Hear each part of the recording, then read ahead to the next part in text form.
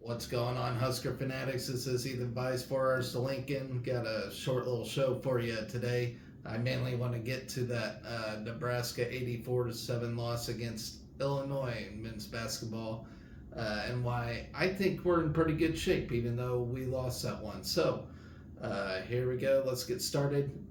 Don't forget to smash that subscribe button, as always.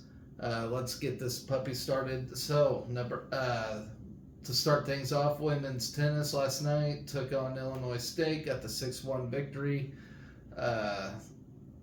To move to 4-3 of the season so far. Strong start for doubles play on court one with Isabel Indrover Gallego and Rafael Lacassi taking an early 4-0 lead against Illinois State's Tijana Zlatanovic and Lena Kukalovic. And yes, I still have a hard time pronouncing names. That's just nature of the beast when it comes to tennis. And then number 3 double slot, Lucy Loy and Maja Petrovic finished first, taking their set over Redbirds Nuria Sons and Zoe Limparis 6-2. The doubles win was Loy's 50th career win. Androver Gallego and Lacassi took their set match into doubles point with the deciding point to win 6-2 on court 2. Number 32, Anna Zamburik and Anfisa Danilchenko has the 5-3 lead, but the match was left unfinished with the Nebraska doubles point already clinched. And quoted by Loy, she said, "I was surprised to hear about my 50th win, but it's super exciting. I've gotten a lot of great opportunities getting to play at Nebraska, and it was a fun match today. I think after losing to Harvard, we went in with a lot of motivation to turn it around. I think on the doubles court and singles, we all put everything out there and got results. Getting 50 wins is super exciting, and I got to do it with my team." So, kind words from Lucy Loy as she got her 50th win yesterday. So, here it says Big Red was ready for singles, taking on the Redbirds as Lacassi, Danilchenko, and Maria Tanarova all took their first set 6-2, and Loy and Zamburik took their set 6-1. Androver Gallego battled on court 1 and forced set 1 to a tie-break win 7-6. On court 4, Zamburik won against Sylvia Pomarali 6-1, 6-1 to put Nebraska up to 2 points. On court 6, Lloyd defeated Sofia Rodrigo in straight sets 6-1, 6-4 for the match winning point. Danilchenko took down ISU's Navara Kolarevic. Man, these names are rough. Okay, 6-2, 6-2. Next to finish was Terranova on the number 5 slot, taking her match 6-2, 6-4. On court 6, Lacassi defeated Zlatanovic 6-2, 6-3, bringing the Big Red number 1 singles record to 4-0 in the spring season. Androver Gallego rallied in her match on court 2, down 2-4 in the second set. The senior persevered to the set tiebreak, but dropped the set 6-7 in the third set 10-point tiebreak, if any of that makes sense to you. Androver Gallego battled but ultimately lost to Kakulovic 10-8, giving the Redbirds their lone point.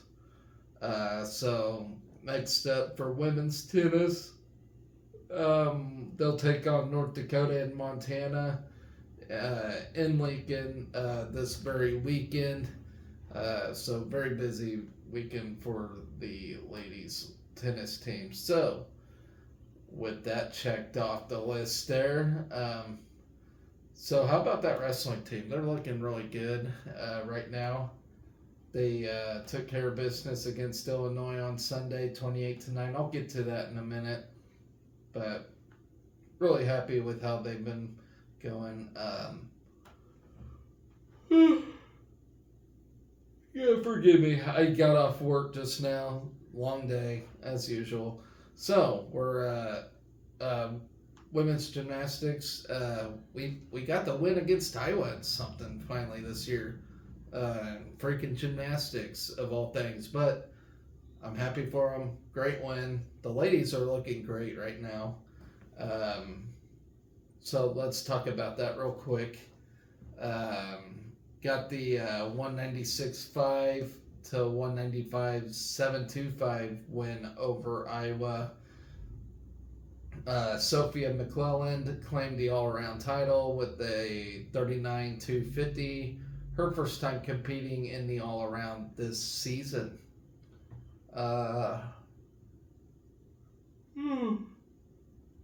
The Huskers also won event titles on all vault, bars, beam, and all around. Emma Spence earned the bars title with 9,900, and Sage Baxay won the vault event with a career high of 9,875. McClellan claimed the beam title with a 9,900. Notably, Nebraska hit all 24 of its routines. Freshman Whitney Jenks and Isabel Sycon each grabbed 2 career high scores of their own. Jenks earned a 9.825 on bars and a 9.850 on beam, while Sycon scored a 9.800 on both vault and beam. So rotation 1, we started the afternoon on bars, posting a team score of 49.75. Spence led the team with 9,900. Which also won the event title. Whitney Jenks scored a career high 9.825, and Kinsey Davis and Clara Colombo followed with scores of 9,800. McClelland and Baxay rounded out the rotation themselves. For frick's sakes, people, I don't know how we get through these days sometime. All right, so rotation 2. Nebraska continued the day by notching a team score of 49 even. On vault, Baxay led the Huskers with a career high of 9.875, which also claimed the event title. Isabel Sycon, Martina Coming, and Isaiah Hall all earned scores of 9,800. Sycon's score was a career high for her. McClelland and Davis finished out the event for the Big Red. On rotation 3, Baxay earned a 9,900 on floor to lead the Huskers, marking her 4th time scoring 9.9 on the event this season. Then Sophia McClelland and Hallie Rourke both notched a 9.875, and Whitney Jenks followed with a 9.850, her second career best of the night. Katie Kieneman scored a 9.800 on her floor debut, and Martina Coming rounded out the event with a 9,700 as a team. The Huskers scored a 49.300. Nebraska has not scored below a 49 even on floor yet this year, so that's actually really, really, really good. That's almost damn near perfect. McClelland led the Huskers on beam with the 9,900, which won the event title. Ali Gard scored a season high of 9,850. And Emma Simpson notched a season high of 9,825. Sycon earned a 9,800 to tie her career high, and Hall and Baxay finished out the lineup. Nebraska scored at 49,125 as a team. So up next, they will travel to College Park, Maryland to take on the Terps on February 10th. And they'll be on Big Ten Plus. So good job by the gymnastics team. Way to get a win. Way to get a win against Iowa. Always thankful for that. All right, so what else did we have on tap on Sunday before I get to the big one? So let's talk about that wrestling team real quick. That went against Illinois. and why I am confused about heavyweight at the moment. I'll get there when I talk about the heavyweight match.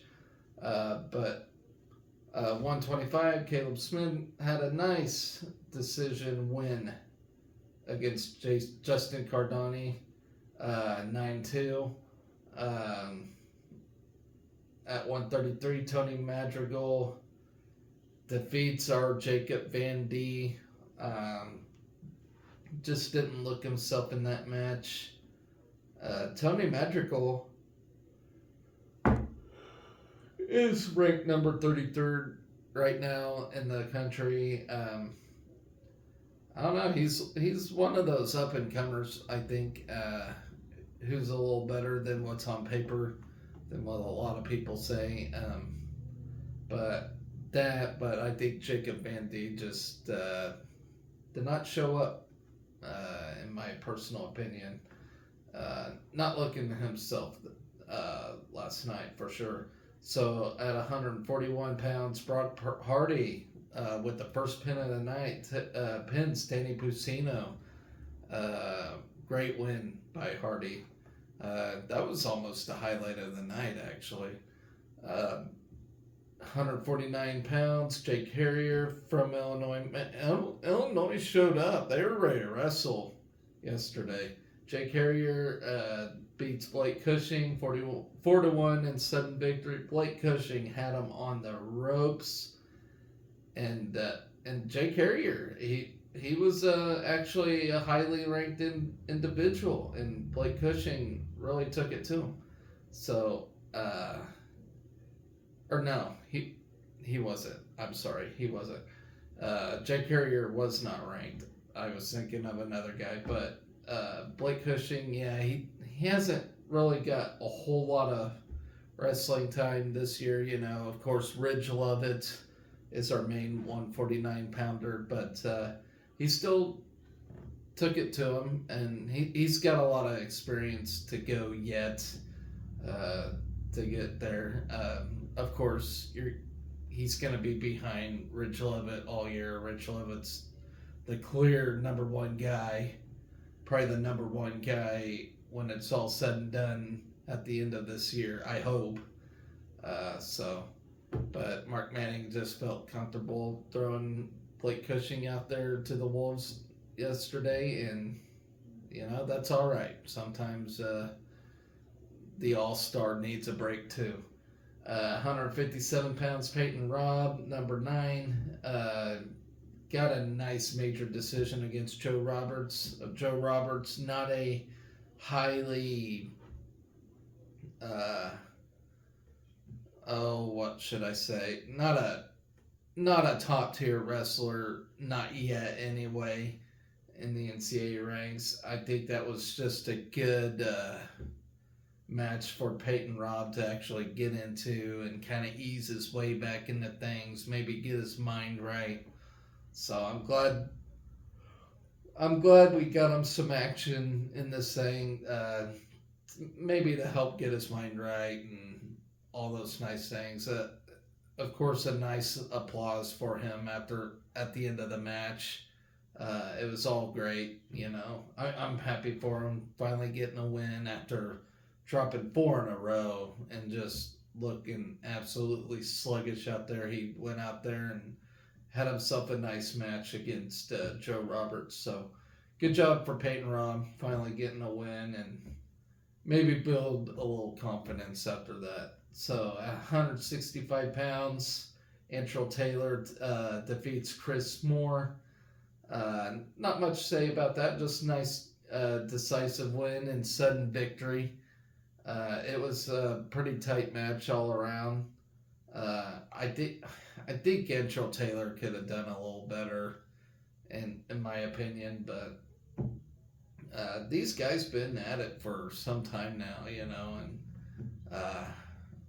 it's getting to that point. They're probably thinking too far ahead for the Big Ten postseason, the NCAAs, and forgot, you know, you still have 3 more duels to go after this. So keep your head in the game. You know, you got to keep building that resume to help build your seeding up for both the Big Tens and the NCAAs. So sometimes I feel like we're thinking too far ahead and not really getting our minds right. But I'm sure we'll fix that. So at 174 pounds, Bubba Wilson drops a match to number 9 Edmund Ruth. Of course, Edmund Ruth is a great wrestler. He is definitely an All-American qualifier. Uh, and Bubba's been wrestling pretty well as of late. Lost this match 4-0. It was tight the whole way, you know. I think it's 1-1 at no, it was Root did get a takedown, but Bubba just kept fighting. There was a time where he should have got a takedown and just did not get it, but all credit for Bubba. He wrestled really well, a lot better than what the score indicated. So hopefully that leaves a bad taste in his mouth, and he goes out and gets the next one. 184 pounds, Lenny Pinto.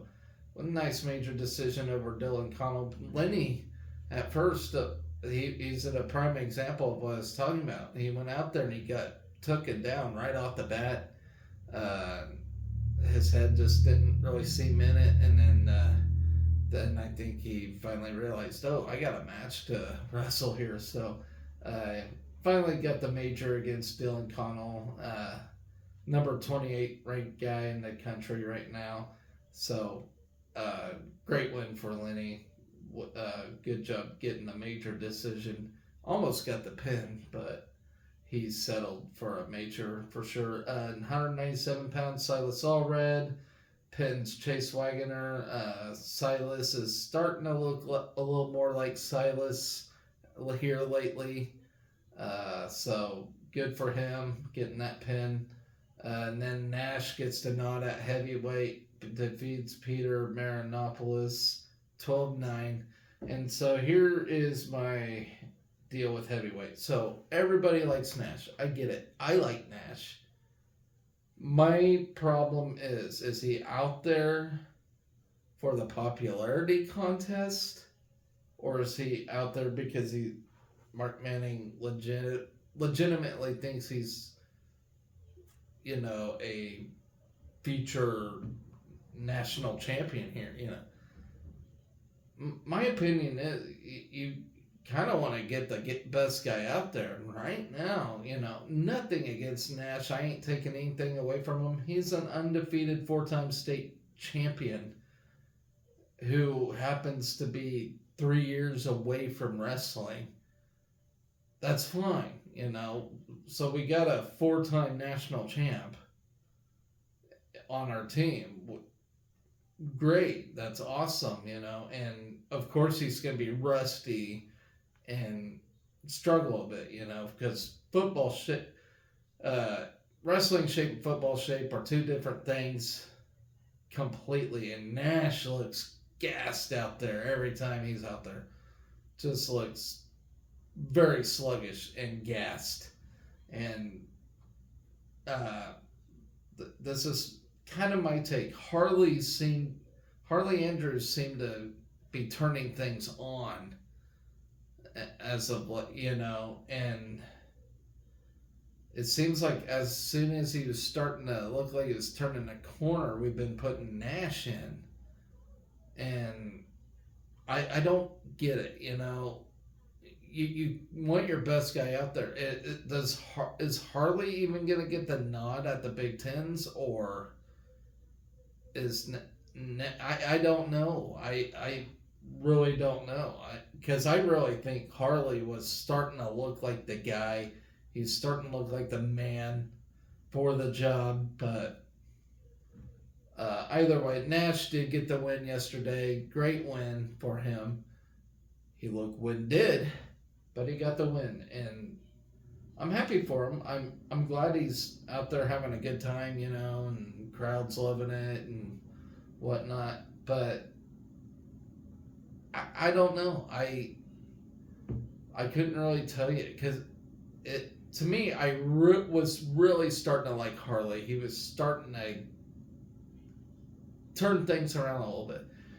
maybe Nash is a boost for the team. I don't know. It's very confusing for me at the moment, but I guess in time we'll find out. We still got 3 duels until we do have postseason action going on, so maybe we'll see Harley. I don't know. Uh, your guys' guess is as good as mine, so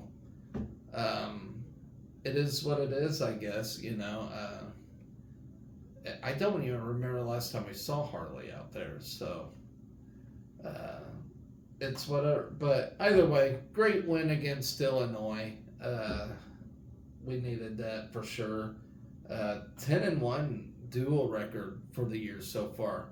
Yes, we haven't wrestled Penn State, and to be honest, I'm very glad we haven't. Penn State's gonna have an excellent postseason for sure. I don't know how it's gonna go down, but Penn State's a scary good wrestling team, and it's more a matter of getting second, in my opinion. I mean, there's nothing wrong with getting second this year because Penn State's just that damn good. They got Olympians up and down that roster of theirs, so they're looking tough. They're looking fantastic, and I hate saying it, but that's just the way it is. Here we are, final item of the day. Well, for Sunday, men's basketball drops the game 84-87 to Illinois. Total heartbreaker. Went into overtime. It seemed like we had it. And here's one thing I hate saying, but the officiating sucked ass. I don't like to blame the refs for anything. I really don't. And I try not to go there. But there were some questionable officiating calls. And there's times, when Wisconsin got a little dirty themselves, or Illinois got a little dirty themselves, and the refs wouldn't call nothing. But we blink and we breathe, and we get a foul called on us for any little thing. It was just ridiculous. There's times where I'm still trying to figure out basketball, but I do understand you gotta square up against the dribbler or whatever, and or else you'll get the foul call. Well, we did, and the guy with the ball still kept on going, even though we were squared up facing him. So I don't know what else you can do in that instance. I really think we got deuced in a lot of the officiating calls, and of course social media says so too. I'm not really going by social media, but as far as what I have observed, it was pretty trashy officiating, in my honest, humble opinion. And I think those refs really need to get looked at for that one. But either way, we did play one hell of a game. I am proud of our guys. Best road game they have played so far this season. And I think it can only get better from here. As I recall, Fred Hoiberg told the team in the locker room, and it's like, see, you guys can hang with these guys, So, number 14 on the road, lose but in overtime after a possession. That you can't hang your head on that. We done an excellent job, and the guys should really feel confident after this game. And God willing, hopefully we get better refs the next time. That's all I can say about that. But next one's up against Northwestern this week. I have a good feeling about that one. Northwestern's a great team, don't get me wrong. And, that I'm sure they can defend the home court just as well as anybody in Big Ten. But I really think these guys have actually found it fun to hang with Illinois on the road like that. And I think they want that feeling again. And I think they want to win it this time and get that win. I feel like these guys are starting to have a better time out there this time around. I don't think it's so fun for them, the past couple weeks or whatever, but I think they're having fun now. So, yeah, I'm really excited. I can't wait till they tip off again on Wednesday. It is, because I think we'll see a confident Husker group and finally get that win that we have been long so desiring this year on the road. Great job defending home court. I mean, we're the best team in the country when it comes to home court. There's no doubt about it. But, yeah, the road woes are what is holding us back a little bit. But if we can get some road wins from here on out, we'll be in good shape. We'll get a good seed at the NCAAs and get that first tournament victory that we've been desiring since 1920s when basketball first started here. So looking forward to that. So with that, guys, men's golf is going on right now. I ain't got any info about that. Men and women are actually golfing at the minute. Ain't really got much info. I just know men are at Battle at Briars Creek and the women are at UCF. I will talk about those results tomorrow. But the one thing I do want to talk about is women's basketball taking on Michigan tomorrow after a big heartbreaker against Rutgers. It was absolutely devastating. Hopefully the women have their memories wiped clean from that, because they got to, especially here down the stretch. They ain't got much more room for error if they even have any room at all at this point, because that was a terrible loss, and that could have just devastated everything. I think they have to win out, and even if they do, I still don't know if it's enough. But we all know about Michigan. We played them already earlier this year. We won. So this is round 2 for this year. Let's see, is it home or away? So it's away. It's at Michigan. So yeah, first time we beat them was at home. Can we do it again on the road? That's to be remained seen. And honestly, I don't think that team was together at all when they played Rutgers a couple days ago, whenever that was. Terrible loss. And I'm sure they heard all about it. And, go to Ann Arbor, get the win, forget about it, But right now, I don't have confidence in this team. I was very excited for them this year, but they have started looking downhillish. Seems like that loss against Iowa really just put a damper on them somehow, and I don't know why. But yeah, you got Michigan, and then Iowa comes to town just like 5 days after. So, and we all know what Iowa consists of. I don't even want to mention her name, but we need to have a good showing from here on out. That's all I can say. So that's going to do it for me. I am tired as hell, folks. Work's been crazy for me. Hardly got any sleep last night. Could not get comfortable. My body's just banged up. So I apologize if this wasn't a very good show today. Maybe I'll be more refreshed tomorrow. But I do hope you all take care. Have an excellent Monday evening. And have an excellent work week, by the way. So With that, guys, take care. Always remember to be excellent to each other. Go Big Red.